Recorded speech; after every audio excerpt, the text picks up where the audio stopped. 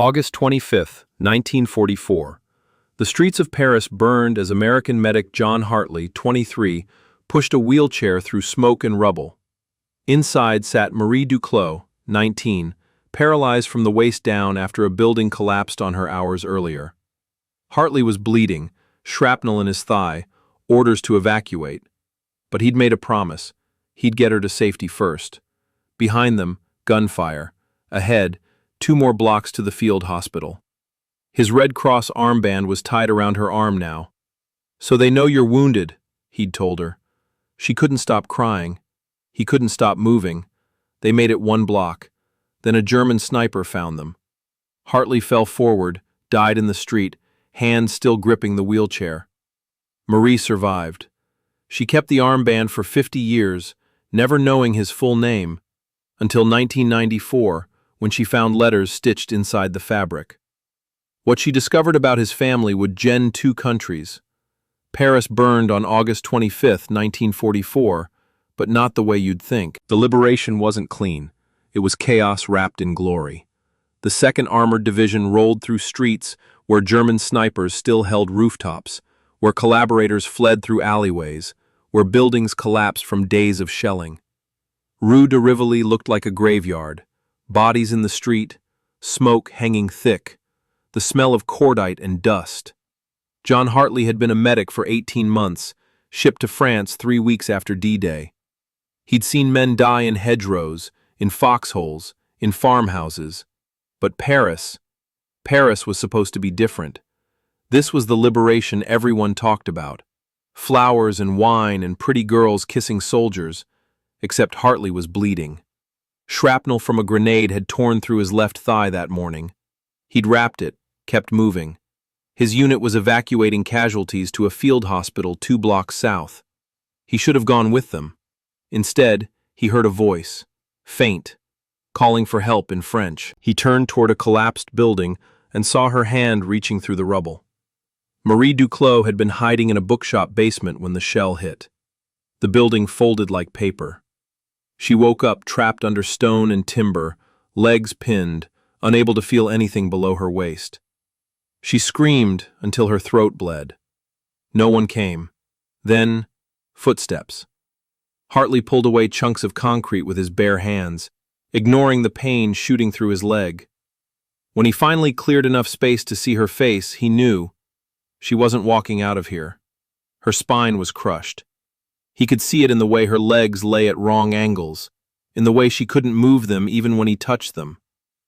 "You're going to be okay," he told her in broken French. She didn't believe him. Neither did he. But he tied his Red Cross armband around her arm anyway, pulled it tight.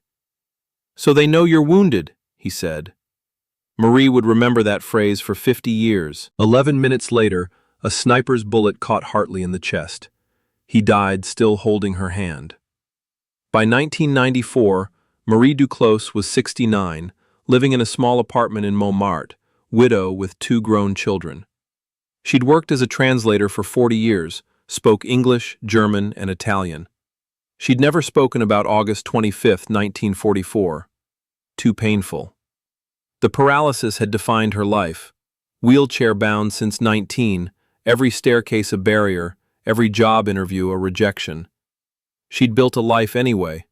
Married at 23, raised 2 daughters, buried her husband in 1989. While moving to a smaller apartment, she found the armband in an old trunk, still stained dark with dried blood. She held it under the light and saw something she'd never noticed before. Hand-stitched letters inside the fabric. J. Hartley. And below that, a Vermont address. For 50 years, she'd assumed he survived, that someone pulled him out, patched him up, sent him home. Now she realized she'd never thanked him, never knew if he lived or died. She called the U.S. Embassy in Paris, got transferred 6 times, no record of a J. Hartley. She decided right then she would find him, or find what was left. Marie contacted the U.S. Army Archives in St. Louis 3 days later. The response came back in 2 weeks, typed on official letterhead. John M. Hartley, medic, 2nd Armored Division, KIA, August 25, 1944, Paris. Buried at Normandy American Cemetery, Plot D, Row 18, Grave 23. Next of kin, parents deceased, one sister, address unknown. Marie read the letter twice, hands shaking. He died. She'd known somehow, but seeing it in type made it real. Only 71 American soldiers were killed during the liberation of Paris. The official count was small compared to Normandy or the Bulge. John Hartley was one of them. And his family, they probably thought he died in some random firefight. They didn't know he'd saved someone, that he'd made a choice. Marie realized she had proof. She had the armband. She could tell them their brother, their son, died a hero. But first, she had to find them. The Army's record stopped in 1947. No forwarding address. The family had vanished. Marie hired an American genealogist in March 1994. Cost her $800 she couldn't really afford. The genealogist, a woman named Patricia Chen who specialized in World War II families, started with Vermont town records. The Hartley family had lived in a small town called Bradford, population 1,200. Church records showed John Hartley, born 1921, one sister Eleanor, born 1918. Parents, both deceased by the mid-1950s, father from a heart attack, mother from cancer. No mention of Eleanor in the obituaries. Patricia dug deeper, found a marriage record. Eleanor Hartley married James Brennan in Boston, 1948. James Brennan, Navy pilot, served in the Pacific. The trail went cold in 1952. Eleanor's last known address was an apartment in South Boston. After that, nothing. Patricia called Marie with the update. "It's like she disappeared," Patricia said. Marie understood. Eleanor had lost her brother in one war, then lost her husband in another. James Brennan was killed in Korea in 1951. 36,574 Americans died in that war. Eleanor Brennan had buried 2 men by age 33. Patricia Chen didn't give up. 3 weeks later, she found something. Eleanor had a daughter, Catherine Brennan, born 1950 in Boston. But here's where it got strange. Catherine was adopted by Eleanor's aunt in 1953. The adoption papers listed Eleanor as unfit mother. Marie read those words and felt her chest tighten. Eleanor had lost everyone, brother, husband, and then they'd taken her daughter. Patricia tracked Catherine through marriage records, college enrollment, divorce papers. By 1994, Catherine was 44, living in Vermont, back where the Hartley family started. Marie got the phone number on a Tuesday afternoon. She stared at it for an hour before dialing. A woman answered on the third ring. "Catherine Brennan?" Marie asked. "Speaking." Marie's English was good, but her accent was thick. "My name is Marie Duclos. I'm calling from Paris. This will sound strange, but did your mother ever talk about her brother John?" Silence. Long enough that Marie thought the line had died. Then, "Who is this?" Marie started to explain, but Catherine interrupted. "My mother is alive," Catherine said slowly, "and she's been waiting for this call for 50 years. Eleanor Brennan was 73, living in a nursing home outside Burlington, Vermont. Catherine explained it carefully on the phone. Advanced dementia, rarely spoke. Most days she didn't recognize her own daughter. But she had one coherent obsession. Every few weeks, lucid moments would break through the fog, and Eleanor would say the same thing. "Someone in Paris knows what happened to John." Catherine had always dismissed it as confusion. Now, hearing Marie's voice, she realized her mother had been right. Marie booked a flight to Vermont 2 days later. First time she'd left France since 1963, when she'd honeymooned in Switzerland. The flight terrified her. Wheelchair assistance through Charles de Gaulle, strangers lifting her into seats, the indignity of needing help with everything. But she brought the armband in her carry-on bag, wrapped in tissue paper. September 1994, she landed in Burlington. Catherine met her at the airport, a tall woman with her grandmother's eyes. They drove to the nursing home in silence. "She might not understand," Catherine warned. "She thinks it's 1944 sometimes." The nursing home smelled like disinfectant and overcooked vegetables. Eleanor sat in a chair by the window, staring at nothing. White hair, thin frame, hands folded in her lap. Catherine knelt beside her. "Mom, someone's here to see you." Eleanor didn't respond. Marie wheeled closer, reached into her bag, and pulled out the armband. She held it up where Eleanor could see it. The change was instant. Eleanor's eyes focused. First time in months, Catherine would say later. She reached out, touched the fabric, traced the bloodstains with her fingers. Tears started rolling down her face, and she made a sound, half sob, half gasp. "He wrote me a letter," Eleanor whispered. "They never sent it." Catherine froze. She'd never heard this before. Never heard her mother mention a letter in 50 years of stories about John. "He wrote it the night before," Eleanor continued, voice stronger now. "It's at the house." Catherine looked confused. "What house?" Eleanor gripped the armband tighter. "The old house. It's still there. He told me where." The Hartley farmhouse stood abandoned on 40 acres outside Bradford, Vermont. Condemned since 1955, windows broken, roof sagging, paint peeled to gray wood, Catherine had driven past it her whole life, never thought to go inside. Now she stood in the driveway with Marie, Patricia the genealogist, and a local contractor who'd agreed to help them search. Eleanor had given specific instructions, lucid as she'd been in years. Attic, red shoebox, under the floorboard near the chimney. They climbed the stairs carefully, testing each step. The attic was dark, full of dust and dead wasps. The contractor used a crowbar to pry up floorboards near the brick chimney. Third board came up, and there it was. A red shoebox, edges chewed by mice but intact. Inside, letters, dozens of them, from 1943 and 1944, John's handwriting covering cheap wartime paper. Catherine lifted them out carefully. The last one was dated August 24th, 1944.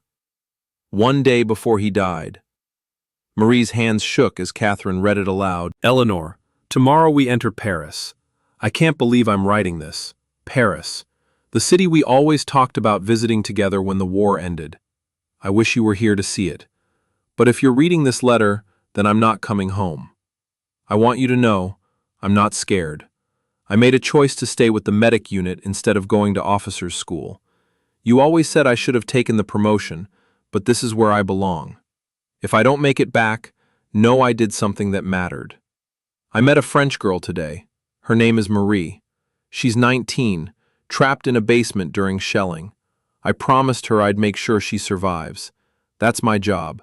Not shooting Germans, not taking territory, saving people. If you ever meet her, tell her I kept my promise." The letter went on. Details about his unit, a joke about French wine, instructions for his burial. But that line, "Tell her I kept my promise," that's what broke Marie. She collapsed in the dusty attic, crying for the first time in decades about August 25th, 1944. Catherine knelt beside her, and Patricia looked away, giving them privacy. For 50 years, Marie had carried guilt, that she'd lived while he died, that maybe he'd wasted his life on someone who wasn't worth it, that she'd never properly honored his sacrifice. Now she understood. He knew her name. He'd written it down the day before. He'd made a choice, conscious and deliberate. He wasn't a random hero caught in chaos. He was a medic who'd stayed because that's who he was. The letter also revealed something else, something the Army records hadn't mentioned. John had shrapnel in his leg for 3 days before August 25th. He should have evacuated on August 22nd. His commanding officer ordered him to. But John stayed. He told his CO the unit needed medics more than he needed a hospital bed. 3 days later, he died saving Marie. She'd lived with his choice for half a century, and only now did she understand the weight of it. That evening, sitting in Catherine's kitchen, Marie made a decision. "I need to take Eleanor to Paris." October 1994. Marie Duclos, Catherine Brennan, and Eleanor Brennan landed at Charles de Gaulle Airport on a cold Tuesday morning. Eleanor's first time out of the United States since 1947.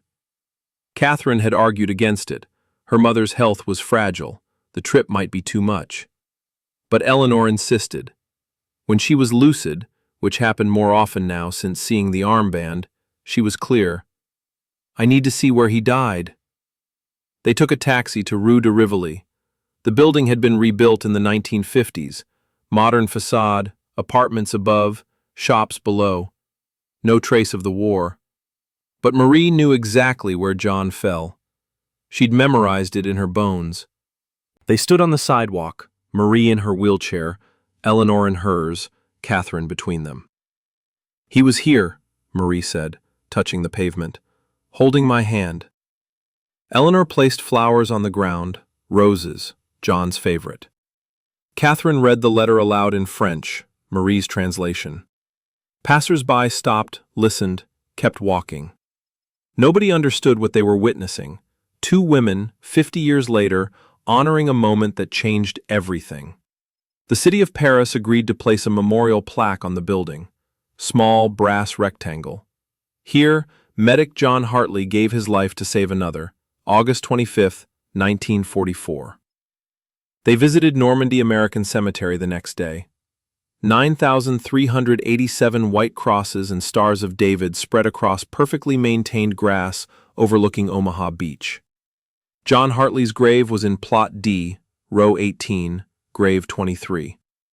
The cemetery director met them personally after hearing their story. He walked them to the grave, then told them something that broke Eleanor's heart again. John's grave had been visited only 3 times since 1944, all by strangers. Tours, history buffs, people paying respects to random soldiers. Eleanor placed the Red Cross armband on the headstone. Marie gave a eulogy, short and direct. He gave me 50 years I shouldn't have had, 2 daughters, a career, a life, all because he chose to stay. The cemetery director stood silent for a moment, then said, "There are 9,000 soldiers here. Most families never visit. They can't afford it, or they're too old, or they never knew where their soldier was buried." Eleanor looked at him. "Can you give me a list?" By December 1994, Eleanor had funded a genealogy project. Find the families of forgotten soldiers. Patricia Chen led the effort. Within a year, they'd located 47 families who'd lost track of their soldiers' burial site. Eleanor Brennan died in January 1995, peaceful in her sleep, knowing John's story was told. Catherine continued the project, still running today, having found over 300 families. Marie Duclos wrote a book about John, published in French in 1997. Le médecin de Rue de Rivoli, the medic of Rue de Rivoli. It became a bestseller in France, was translated into English, and is still in print. The Red Cross armband was donated to the Musée de l'Armée in Paris, displayed in a glass case in the World War II section. Still bloodstained, still carrying the weight of August 25, 1944. The plaque on Rue de Rivoli remains, polished bronze now, changed in 2004 for the 60th anniversary.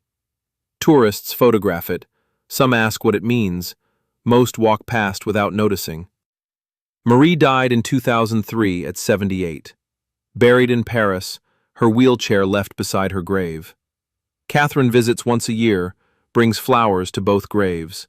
Marie's in Paris, John's in Normandy. She thinks about debt, about promises that take 50 years to pay, about how one choice on one day can echo through decades. The armband sits in its case in the museum. Some days people stop and stare. Most days they don't. But it's there. Proof that ordinary choices made under impossible conditions become legend. Some debts take 50 years to pay, but they must be paid.